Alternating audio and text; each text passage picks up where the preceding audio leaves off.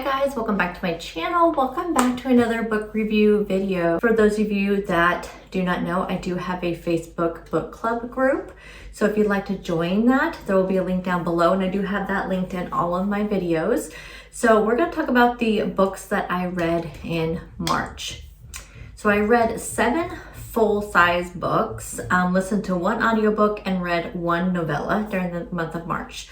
As always, I'm going to give you the Goodreads rating at the time of filming this video. So really as of the time I made the notes for this video. So in the last couple of days, and my personal rating.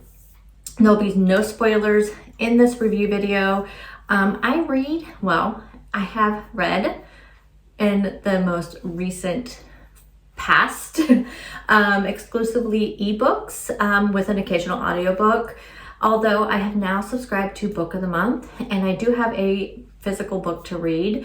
I used to only have physical books. And then when I made the move to the city that I'm living in now, at that time when I went to go pack and I was moving from a city from my hometown, which is about 4.5 hours away, I literally had 8 to 9 boxes of books. I mean, I had just a huge bookshelf of books.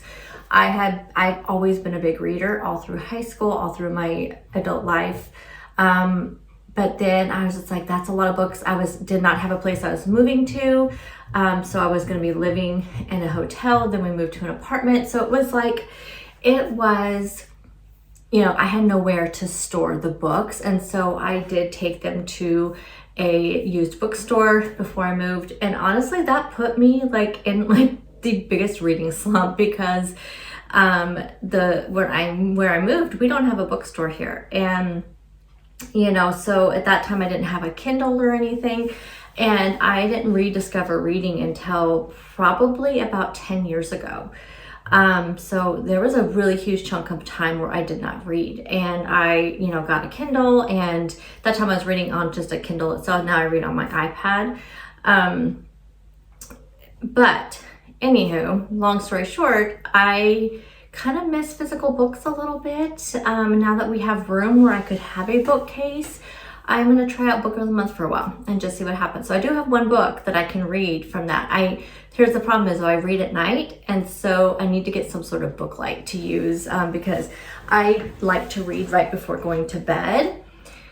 And so I think I need some sort of book light. I did think about reading, you know, maybe just sticking to ebooks when I read before the bed, but I can't read more than 1 book at a time. I have tried.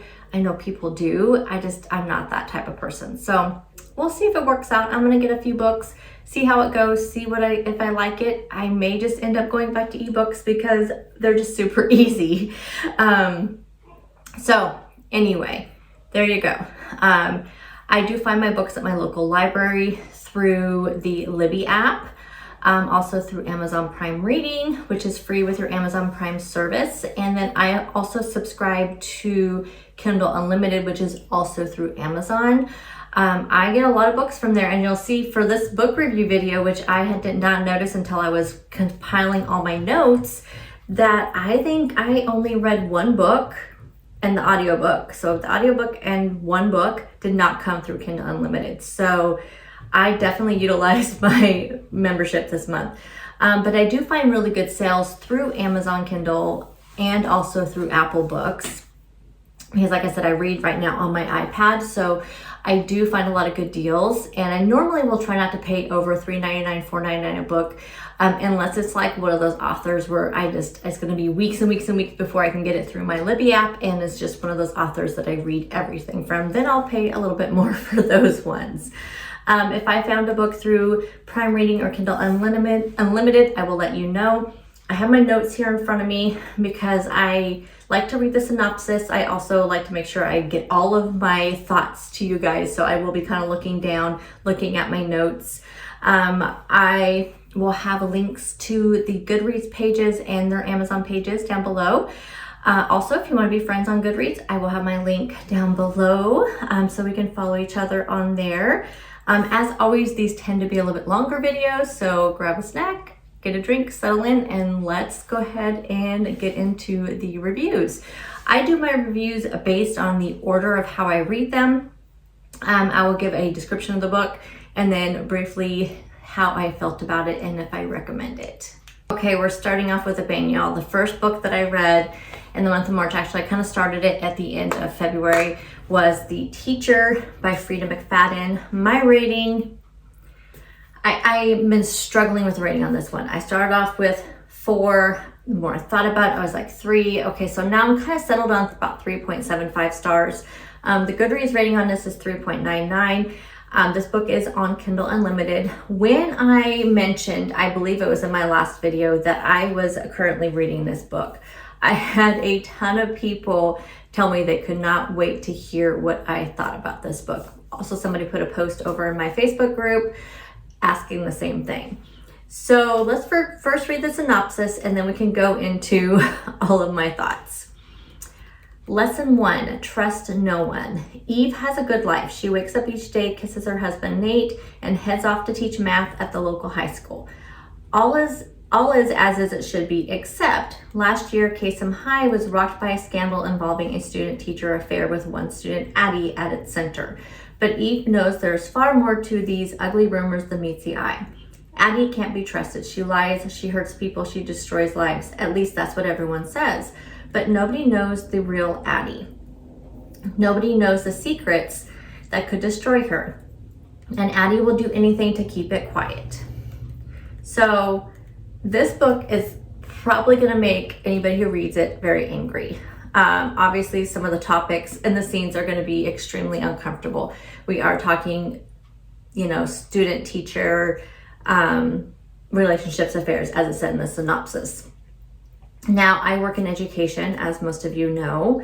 Unfortunately, we hear about this, probably not as much with the school districts. We work with quite a few, not as much with the districts that we personally work with. Not saying it hasn't happened, but more in the way of at conferences, webinars. It's just something, I work in HR. So it is something that we have to be aware of what to do when we hear these types of things. So I am not, when I read this types of stuff, I knew that this was what this book was about. So I already knew going in, this is what kind of content I was going to get. So I'm not judging this book or even rating this book based on the subject matter, because I already knew what the subject matter was. Again, it's something that it's shocking every time you hear it. You wouldn't think it would be shocking as much as I have to hear about it and read about it, learn what we have to do, how we document, things like that. Being in HR, we have so many legalities. But it is still shocking every time you hear it, especially when it's happening close to home. You do get shocked by it. So yes, it is very shocking what I read in this book. It just wasn't surprising because unfortunately those are things that happen, and it is so disturbing and uncomfortable. So yes, these things will make you extremely uncomfortable. It will make you very angry in a lot of ways. But taking the subject matter out, let's just talk about the book itself and the author and the writing. So you guys know I have read, I think probably about 16, I think this is about the 15th or 16th Frida McFadden book that I've read. This book quite possibly had the most exciting of all of her books, that first page of any of her books, maybe even any book in the most recent history that I have read. Because it starts off with this quote, "Digging a grave is hard work." That's the first quote. So immediately you start asking yourself, who's digging the grave? Whose grave is it? Why are they even digging it? You're just asking, and you don't find out for a while. So it's very, it's really gripping. It really gets you going. But here's the thing. So I really feel like, you guys know, I've really been struggling with her newest books. I love her older books. I haven't read any of her medical drama books, and I don't know if I will, just because I've heard just a lot of mixed reviews. They just are not great. They don't end great.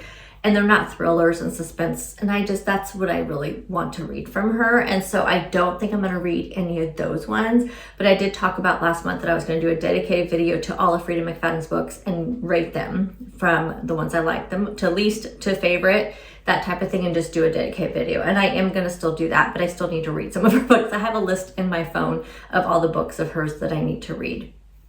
But I don't think I'm going to read those medical ones. But I just feel like in her newest books, so the last couple releases, this one, The Coworker, and I feel like there was one more, I feel like she is just trying to throw in too many twists, because that's what she's known for. She's known for throwing us for a loop. Here we think all the way through in her entire books, we think we have got this figured out. We know what happened. Frida, you did not get us this time. And then all of a sudden she just throws us and then we're just like, what? Mouth hanging open, right? I feel like these last couple, there's just too many. I felt like in this one, there was just too many. And then also this one just had a huge plot hole, which I feel like, you're reading for entertainment, and just like watching a movie, you're doing it for entertainment. It doesn't have to be believable. But when you have like these gaping plot holes, sometimes it's just kind of hard to forgive that, and I can't give any more on this without giving away one of the major twists. But this plot hole that's the one that just keeps me from giving this a higher rating, because I feel like she could have done better. She is a good writer. She has great ideas. She has great twists. This one could have been done better, and it could have been left with such a less of a plot hole. For those of you that have read this, and I know a lot of you have that are in my book club, let me know if you guys know what I'm talking about. It was just one that was just really hard to believe that she threw that in there and didn't kind of sum it up and didn't tie up the loose ends. And I just feel like there's just too many twists. So yeah, not one of my favorite ones of hers. With this type of rating, it's probably towards the bottom, to be honest, because I think most of her books I've rated 4 and 5. Again, I would have to go back and look. We actually have The X by Frida McFadden as one of our April book club picks. So I will be reading that one. And I think that leaves me with maybe 3 more to read of hers. So of her like thriller suspense novels. And then I will start working on some sort of dedicated video. Probably won't be till like this summer when I have some time to kind of put that together. But anyway, let me know what you thought of this book if you read it. I'd just be really curious to hear what you think about her writing in her newest books versus her older books. And I know I kind of talked about this last month as well when I talked about the other book that I read last month. Book number 2 was Lock Every Door by Riley Sager. My rating 4 stars, Goodreads rating 3.9. This is my 3rd Riley Sager book. So before we talk about what I thought about it, let's go ahead and read the synopsis. No visitors, no night spent away from the apartment, no disturbing the other residents, all of whom are rich or famous or both. They are the only rules for Jules Larson's new job as an apartment sitter at the Bartholomew, one of Manhattan's most high-profile and mysterious buildings. Recently heartbroken and just plain broke, Jules is taken in by the splendor of her surroundings and accepts the terms, ready to leave her past behind. As she gets to know the residents and staff of the Bartholomew, Jules finds herself drawn to fellow apartment sitter Ingrid, who comforting, disturbingly reminds her of the sister she lost 8 years ago. When Ingrid confides that the Bartholomew is not what it seems, and the dark history hidden beneath its gleaming facade is starting to frighten her, Jules brushes it off as a harmless ghost story until the next day when Ingrid disappears. Searching for the truth about Ingrid's disappearance, Jules digs deeper into the Bartholomew's dark past and into the secrets kept within its walls. Her discovery that Ingrid is not the first apartment sitter to go missing at the Bartholomew pits Jules against the clock as she races to unmask a killer, expose the building's hidden past, and escape the Bartholomew before her temporary status becomes permanent. Now first, what do y'all think about really super long synopsis like that? I feel like some of them are so long. I prefer a little bit like more succinct, like grab your attention ones, but then sometimes those are not always the best books. So I don't know.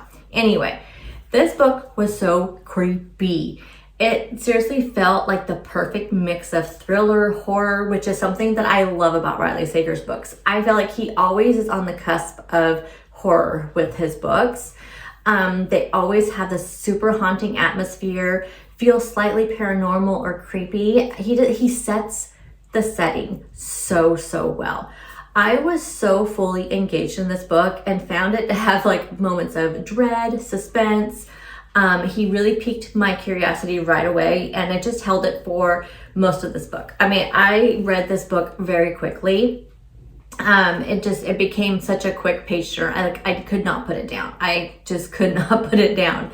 I had several theories, guesses on what was going to happen, and I did not see the ending coming. Talk about an interesting twist. I mean, I guess thinking back now, when you come to a conclusion of a book, then you start thinking, like that's why they asked those questions that they asked in the beginning, which you kind of had a different idea on why they're asking those questions. But then when you actually come down to why they asked those questions, it makes the ending make sense. I mean, not that the ending was bad, not at all. It's just you did not see it coming, and then it just kind of ties it all together. So that's a good ending, a good twist, is when it can ties any maybe open questions you had in the beginning of the book and the ending completely answers those questions. Then you're just like, aha, there we go. That makes sense. That's a good twist ending that I'm always looking for. But that being said, yes, the ending tied everything up, but it was a little bit of a letdown because it was just, okay, that's just kind of how I felt. Just kind of like, okay, there it is. There's the ending. I don't know. It was just a little bit of a letdown, but it did answer all my questions. So that's the other thing. So that's why, I mean, it was a solid read, solid 4 stars. I think if the ending was more of a wow ending, I would have been a 5-star. But having said that, though, it still was just a fast read, sucked me in from the beginning, and really kept my attention. Final Girls was the only Riley Sager that I gave 5 stars to, which is funny because I have seen a lot of mixed reviews on that one, but that was my very first Riley Sager book that I read, and it just instant 5 stars. It was so good, and it was more on the horror side, I would say. I cannot remember the other one that I read. I don't think it was Home Before Dark because I had that one actually coming on my Libby app. It showed me I was only just a few in line for that one. I can't remember the other one that I read. Was it The Last Time I Lied? Is that a Riley Sager book? Maybe that was it. But this one is really good. Highly recommend it. Pick it up. I think you guys would really enjoy it. I apologize as I'm reading the synopsis that I may kind of stumble over some words. I was sick for a couple weeks and I'm still kind of coming off of some of the congestion and stuff. So it just makes it a little hard for me to read stuff and kind of talk. So apologies for that. Book number 3, The Heiress by Rachel Hawkins. My rating 4 stars, Goodreads rating 3.92. This one at the time of filming this video is currently on Kindle Unlimited. I have read one other Rachel Hawkins book, which was just an okay read for me. But the synopsis of this one really piqued my interest. When Ruby McTavish Callahan Woodward Miller Kenmore dies, she's not only North Carolina's richest woman, she's also its most notorious. The victim of a famous kidnapping as a child and a widow 4 times over, Ruby ruled the tiny town of Tavistock from Ashby House. Her family's estate high in the Blue Ridge Mountains. In the aftermath of her death, that estate, along with a 9-figure fortune and the complicated legacy of being a McTavish, passed to her adopted son, Camden. But to everyone's surprise, Cam wants little to do with the house or the money, and even less to do with the surviving McTavishes. Instead, he rejects his inheritance, settling into a normal life as an English teacher in Colorado and marrying Jules, a woman just as eager to escape her own messy past. 10 years later, Camden is a McTavish in name only, but a summons in the wake of his uncle's death brings him and Jules back into the family fold at the Ashby house. Its views are just as stunning as ever, its rooms just as elegant, but coming home reminds Cam why he was so quick to leave in the first place. Jules, however, has other ideas, and the more she learns about Cam's estranged family and the twisted secrets they keep, the more determined she is for her husband to claim everything Ruby once intended for him to have. But Ruby's plans were always more complicated than they appeared. As Ashby House tightens its grip on Jules and Camden, questions about the infamous heiress come to light. Was there any truth to persistent rumors following her disappearance as a girl? What really happened to those 4 husbands who all died under mysterious circumstances? And why did she adopt Cam in the first place? Soon, Jules and Cam realize that inheritance can entail far more than what's written in a will, and that the bonds of family stretch far beyond the grave. So let me start with a funny coincidence. When I first started reading this, I kept thinking, have I already read this? Like, what? The names are sounding familiar, and I even went back, looked at my Goodreads. Nope, I haven't read this. Read the synopsis again. Nope, pretty sure I haven't read this. And that's when I realized that I happened to pick up 2 books in a row with the main character name of Jules. I don't recommend doing that. I was honestly confusing this book with the last book I read over and over again because of that name. Because I literally finish a book the next day, or sometimes that same day, depending on what time I finish it, I pick up the next book. And I just picked this one, started reading it, and I think it was within the same day. And I was so confused. So I had to put it down for a while until like the next day or a couple days later because I was getting so confused. I almost just grabbed another book, but I really wanted to read this one. And I didn't know how long it's going to be on Kindle Unlimited because I don't know how books go in and out of there. So I'm like, I need to read it while it's still on here. So let's just say I really, really enjoyed this book. It has everything you want in a thriller. We have the unlikable characters, because what is a book if you like all the characters? I mean, yes, those are okay with certain books, rom-coms and funny, romance books. And even them, though, they usually have like one unlikable character, right? But one thing I love about thrillers and mysteries is you have so many unlikable characters. Sometimes even the main characters, you're just like, oh, I can't root for them. We have murder, we have twists and turns, we have secrets, lies, suspense, and it's a major page turner once you get past that name situation. This was almost a 5-star read, but honestly, even though the twists and turns were super entertaining, I found them very predictable. Like, I pretty much guessed this book throughout the whole thing. Like, I pretty much knew. And you guys know, typically that would be like a 3-star read for me. It's a 4-star read for me if I predict the ending and then I just don't like the ending because it's just not that great of a twist, and I'll do a 4-star. Typically, if it's a book that I can guess throughout the whole thing, I'll just say it's a 3-star. But with this one, just because of it just had so much going on and it was so good and just really gripped my attention.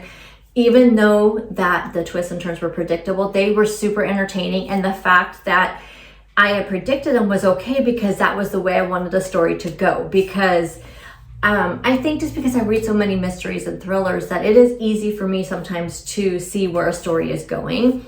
And sometimes it's more an annoyance. It's like, oh, I just bet they're going to do this. And if they do it, then it's just like, oh, I knew it. That is just so cliche, right? But this went in ways that I thought, oh, it would be so cool if they did this, or it would be just so great if this happened like this, and it would happen. But it was good because it just went along with what I was hoping was going to happen. So it's a very entertaining book, really, really solid read. The other book that I read by this author was The Wife Upstairs. And for me, it wasn't that great of a book. I think I gave it 2.5 or 3 stars. I know that's very controversial, a very unpopular opinion, because that book seems to be very loved by people who read Rachel Hawkins.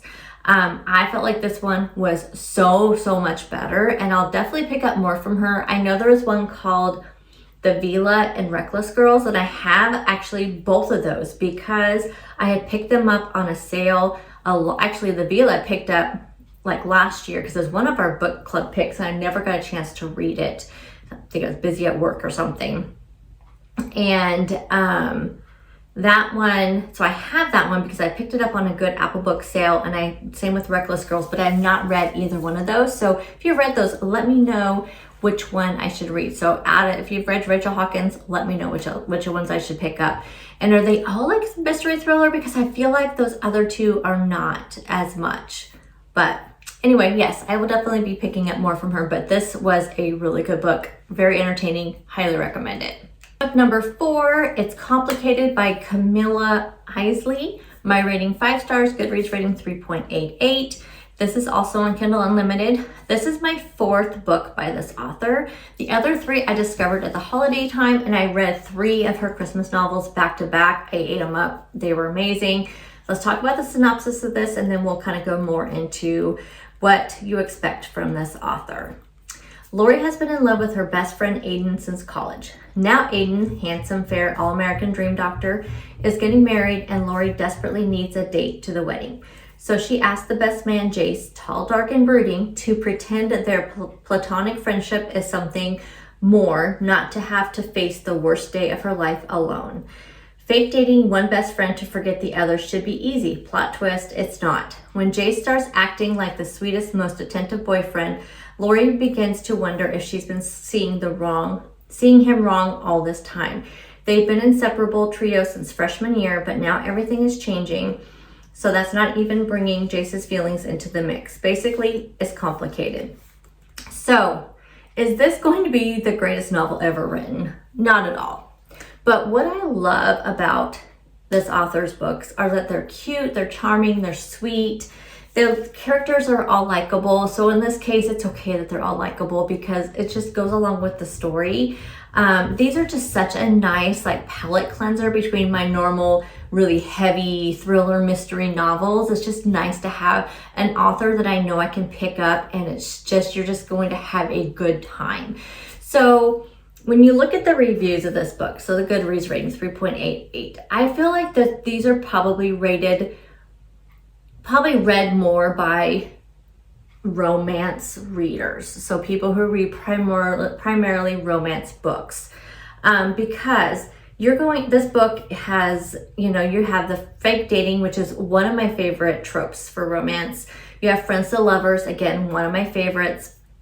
You have lots of funny banter, which is great, but it's a very clean romance. And I know a lot of people who read romance like a little spice in their romance books. This was a very, very clean one. So I think that's where people rate these books a little bit lower. For me, they're perfect. They're perfect, just blend of just a good time. And so I rate them 5 stars. I mean, so far, all the ones I've read have been 5 stars. Her Christmas novels are so stinking cute. Honestly, I think I rate pretty much every Christmas book that I've ever read 5 stars, because I just feel like they're all the same, they're just a good time. But if you just want to look for just a clean romance that it's just, like I said, a palate cleanser, just something just to have some fun and to laugh out loud and just smile the whole time, pick up one of Camilla Isley books. I think you would really like them. I'm dying, y'all.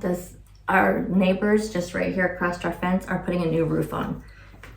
It's so loud. I don't think it's as loud to you guys probably, but it is loud to me. Okay, book number 5, The Colleagues by Daniel Hurst. My rating, 3 stars, Goodreads rating 3.99 stars. I believe you can find probably all of this author's books on Kindle Unlimited. I'm pretty sure, because I have seen a ton. I didn't realize I'd read so many books. This is at this point when I realized I have read a lot of books on Kindle Unlimited this month. This is my 3rd Daniel Hurst book, and it'll probably be my last. So let's go ahead and talk about the synopsis, and then we'll go into my thoughts. I used to enjoy my job. I was good at it and felt fulfilled. I also used to enjoy spending time with the people I worked with. They say you spend more time with your work colleagues than you do with your family members, but that was fine by me because I made 2 very good friends at the office. I also allowed myself to get a little too close to my boss, but I soon realized that was a mistake. Unfortunately, it was too late by then, and as my personal and professional lives quickly blurred into one, that was when everything changed. My workplace became the scene for plotting revenge and murder, but none of us were cut out for things like that. We were just 3 colleagues who became friends before things went too far. But there was no going back from what we did. We could only hope that we would get away with it, but not all of us would. So for one, the pace of this book was just so slow for me. I didn't care for any of the characters. which in this particular book, it didn't work. It didn't work to not like any of the characters, because honestly, I just did not care what happened to any of them. I couldn't relate to them. The ending was kind of okay, but just nothing earth-shattering. And when she says none of us were cut out for it, that was like in the synopsis. Yeah, that doesn't really go with what happens, because honestly, and I don't think this is a spoiler because it mentions murder.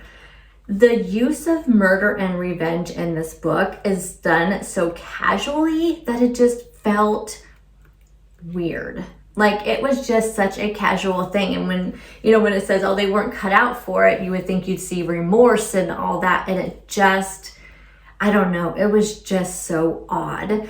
And honestly, I just don't think this author's writing is good for me. I just don't. Like, I think I've rated all of his books so far. I've read 3 stars, which 3 stars is an okay read. I mean, it doesn't mean it was the most terrible book in the world. No, it wasn't, because it had good, it was slow paced, but it was, it had some good, the writing's not bad. So let's just say this, it's not like it's juvenile writing. It's not like it's, the person doesn't know how to write. It's just that, I think it's just that the twists and turns and it's just, I don't know. It's just not for me. I don't know how to explain my thoughts. Even as I was reading it, I was thinking, I don't think I'm going to like this book. I don't think I'm going to like it. But I pushed through because it did kind of I wanted to know. I was invested at that point to know what happened, why they're doing it. But I don't know, you guys. I don't know. Like I said, there's a lot of books on Kindle Unlimited by this author. He has some really high ratings on his books. So I keep thinking, okay, maybe I'll go through Goodreads and look for some highly rated books by him and maybe pick up some of those. But then I was thinking, why? This is just one author of many, many authors out there. And I think just because it's on Kindle Unlimited and I'm thinking these are just at my disposal at any time, then it's just they're there. They're accessible. So I think that's in my head. That's why I'm thinking that I'll give him another shot, and maybe I will. But I think for now, I'm gonna move on and pass on any of his books. Let me know if you've read any of his books. I'd be curious. If there is one that really stood out to you and I should read it, let me know. Book number 6, Everywhere You Look by Liv Constantine. My rating, again, I've been struggling with this one. 2.75 to 3 stars. Goodreads rating 3.43 stars. This is part of a mystery thriller novella series on Kindle Unlimited. I believe there's 6 books in the series, all written by a different mystery thriller author.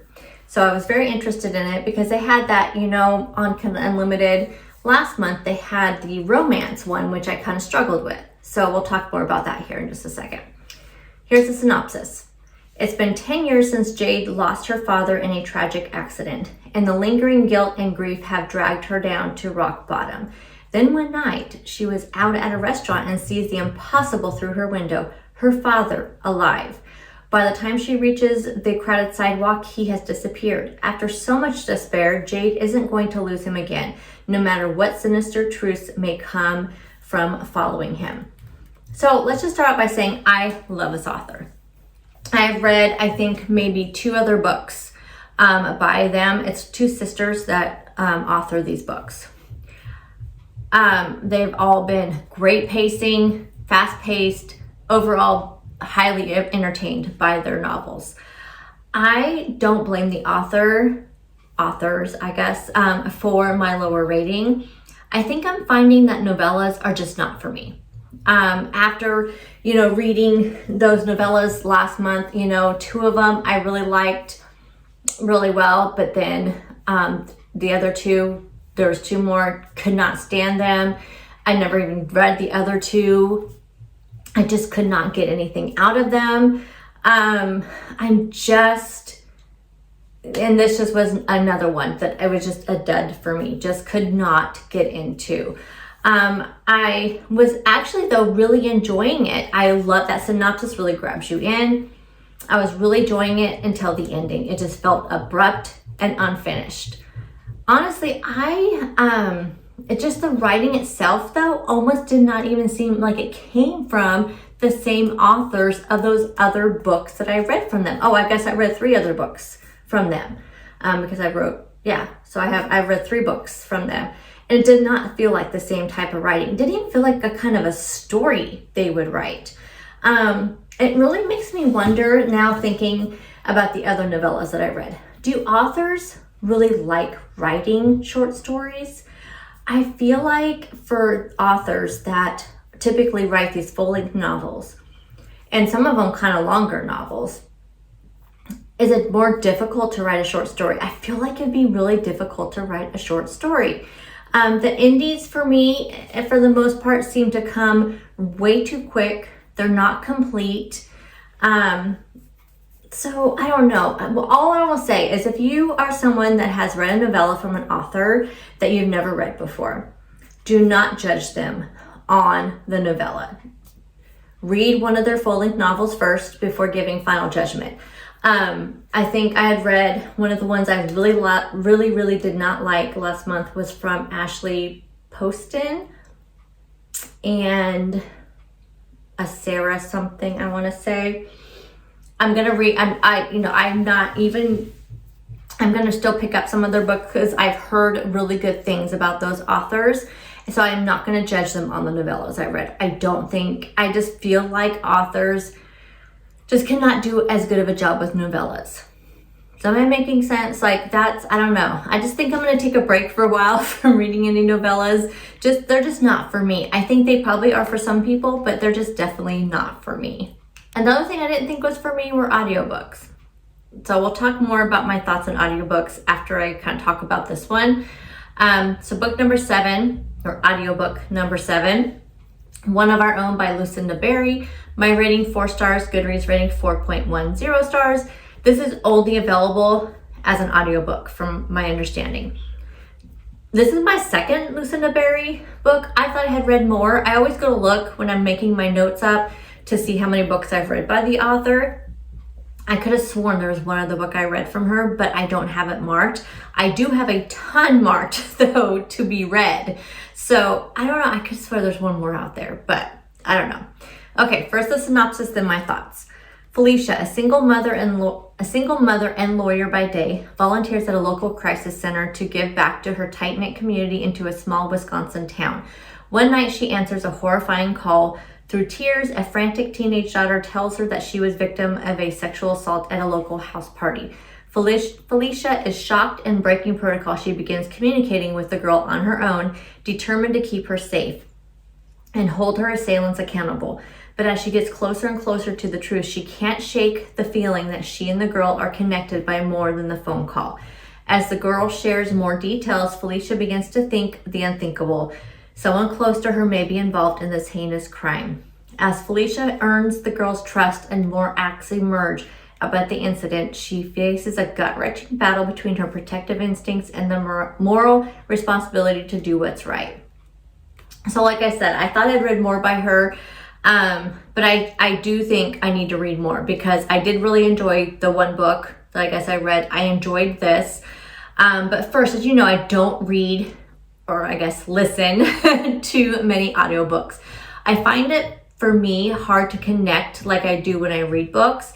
And I think some people can just turn on an audiobook and go about their day and do stuff and listen to them while they're working, listening to them while they're cleaning the house. I can't. I find myself stopping, rewinding, and re-listening. So I don't know if I just don't have good listening skills. I don't know what it is. Because it's funny because I listen to a lot of podcasts. So you would think because of how many podcasts I listen to that I could listen to audiobooks, but it's different for me. With a podcast, I don't feel like I have to be tuned into every word they say. But that being said though, the narrator of this book was phenomenal. That's the other thing. I think I have just happened to have, listened to audiobooks with really bad narrators. And this was actually narrated by AJ Cook. She's an actress from one of my favorite shows, Criminal Minds, and she did such an excellent job. It was so good. Now, I did listen to this one on 2x speed. I cannot imagine how slow the narration would have been at regular speed. It was so slow. And I think it's because, you know, some of it's taking place where she's on the phone, you know, talking to this girl. And so maybe because of that, she was more acting out, you know, so of course she's not going to talk really fast or just, you know, whatever, she's trying to connect with this teenage girl. So I think that's part of it, but I was very impatient. That's the other thing with audiobooks. I get very impatient with the pacing because when I read books, I tend to read really fast. And so, you know, a lot of times I will skip over certain things depending on, you know, like if it's really setting. So example, I know we're going off a little rabbit trail. Stephen King. You guys know I'm a huge Stephen King fan. But his books, I would say he probably does not, besides the short stories, let's not count his short stories. Although his short stories are typically within a humongous book of like 20 short stories. His books are usually no less than 500 pages, 600 pages. Some of his biggest books are like 1,200 pages, if not longer. But a lot of his books are setting up the scene. And I feel like sometimes he can go on 10 pages to describe the sky. And that is the only thing, which I know he is setting up an atmosphere. But take Riley Sager. Riley Sager is excellent at setting up an atmosphere. Excellent. Even though, what is her name? The one that wrote, is it Lucy Foley? She also sets up a really good atmosphere. But they do it in just a page, you know, it doesn't take 10 pages to set up an atmosphere.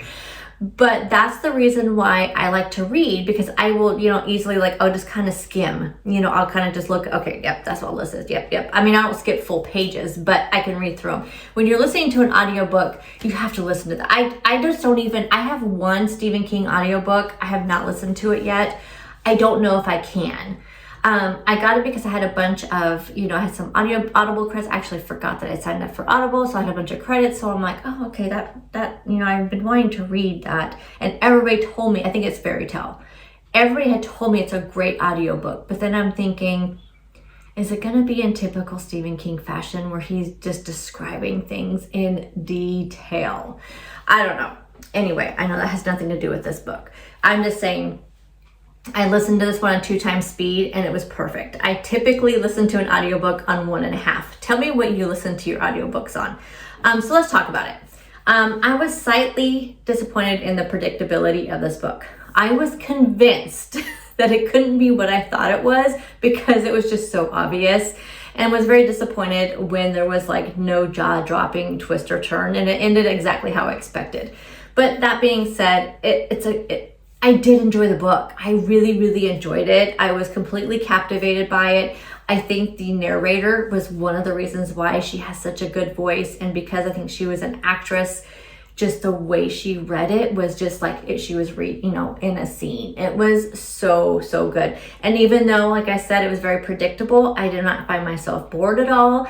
I just kind of wanted more twists and turns, I think. But I would recommend it. If you have Audible, pick this one up. It is a shorter book though, I think. I could not find, actually, since it was never written, I don't think, as a book, I couldn't even find anywhere where it said how many pages it was. I think when I listened to it on 2 times the speed, it was 4 hours long.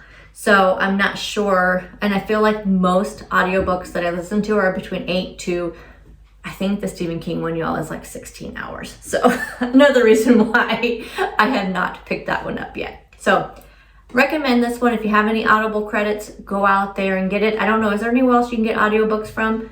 I think this one actually is on my Libby app. So check your library and your Libby app. You may be able to get this one on there. Book number 8, Catch Her Death by Melinda Lee. My rating 5 stars, Goodreads rating 4.52. This is the 7th book of the Bree Taggart series on Kindle Unlimited, another Kindle Unlimited book. Let's talk about it. After Sheriff Bree Taggart's takedown of the cold-blooded murderer Travis Ecken, his family vows revenge. Travis's mother and brothers are every bit as violent, and Bree is in their crosshairs. To complicate matters, Bree's best friend Dana Romano walks into her date's home and finds him shot in the chest. Dana tangles with an unidentified intruder, but he escapes through the back door.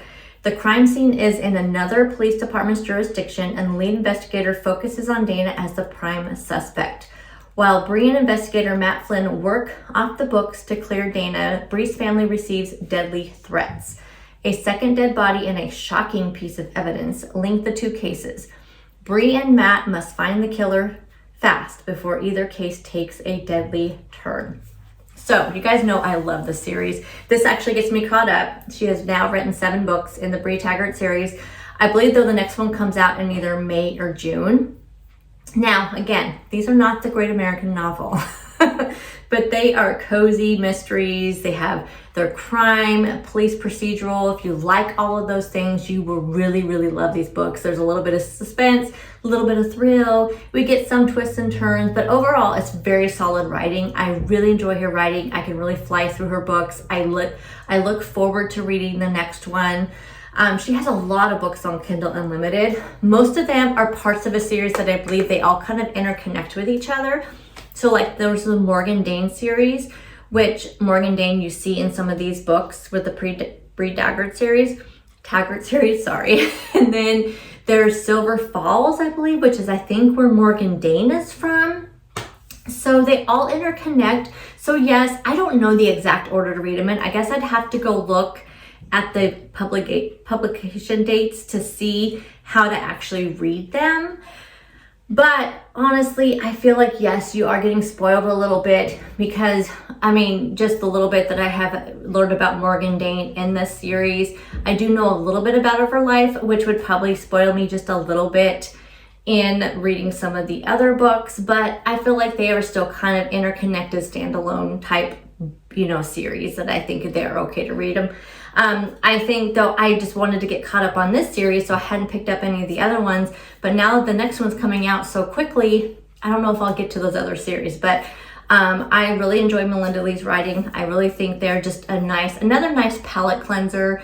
The books always have a great cast of characters, even the bad ones. I mean, they're just a good cast of characters, very character driven, very character developed. Again, like if you like crime stories and police procedural, I think you would really enjoy Melinda Lee's books. The last book, book number 9, Gray After Dark by Noelle W. Ely. My rating 5 stars, Goodreads rating 4.43 stars. Again, I made good use of my Kindle Unlimited subscription this month because this one is also from Kindle Unlimited. Okay, I have a lot to talk about with this book. When a tragic accident sidelines Miley's dreams of Olympic gold, she takes a summer job at a mountain guest lodge. The Frank Church wilderness is remote, but it's the perfect place to train and recover. Local lore about a staffer who died years ago doesn't scare her, but it should. Miley's plans take a terrifying detour when she's abducted during a morning run. Held captive in a desolate off-grid cabin, she'll have to use her athletic prowess, cunning mind, and courage to survive. But as the nightmare at the cabin escalates, Miley is forced to form an unlikely alliance and attempt a risky escape. Can she outwit her captors and survive the wilderness before it's too late? So Noelle Ely is quickly becoming one of my favorite authors, and I love that all of her books can be found on Kindle Unlimited. I've read 3 so far: Run on Red, Ask for Andrea, and now this one. For me, they've all been 5-star reads. I know a few of you told me you read Run on Red and wasn't a huge fan of it. I don't know, it just really sucked me in. I loved that one. And it does just seem to have one of the lower ratings of her books on Goodreads. Ask for Andrea, by far standout. Love that book. But this one is almost kind of in the running for one of my favorite ones. I think she has 2 or 3 other books out. There's one called Room for Rent that I was going to pick up next, I think, of her books. And there's one called The Thicket. Again, for me, all 5-star reads. But if you read the reviews, they seem to be very mixed. So just use your, whatever you think, read. Sometimes if I'm not sure about a book, I will read the reviews before I read. I tend to not like to do that. But if a book is rated super low, especially if it's an author that I think I would really like, then I'll read the reviews. And if the reviews are more around things that they're nitpicking that don't concern me, then I will just read the book. But I think one of the reasons why her books are rated kind of low, because I do see this in the reviews of her books, is that her books read like Lifetime movies, which I know is not for everyone. Me personally, I love Lifetime movies. Y'all know that. I've talked about that. Hallmark Christmas movies, Lifetime movies, they're just palate cleansers again. Like, I know I use that word a lot in this video, but honestly, that's what they are. But I especially love the Lifetime movies that are based on true stories, because that just really speaks to my love of true crime. In this book, I love that we got the 2 POVs. We got one from Miley and one from Brent. Brent is the one that's looking for her. So we could see her captive viewpoint, and then we could see his free viewpoint as he's searching for her through the wilderness. And the kidnappers, my gosh, they were so gritty and downright scary. This book was fast-paced, addictive, character-driven. Highly recommend. I did not notice until after I read this that it was based on a true story, which makes this even more disturbing. Such a good book. Highly, highly, highly recommend. Okay guys, those are all the books that I read in the month of March. Let me know how your March went. Did you guys read lots of books? Let me know what you're reading right now. What do you plan on reading? What books should I pick up and read? Let me know, and we'll see you guys next month for another book review. Again, if you're not in my Facebook book club and you'd like to join, there will be a link down below, and I'll see you guys in the next one. Bye guys.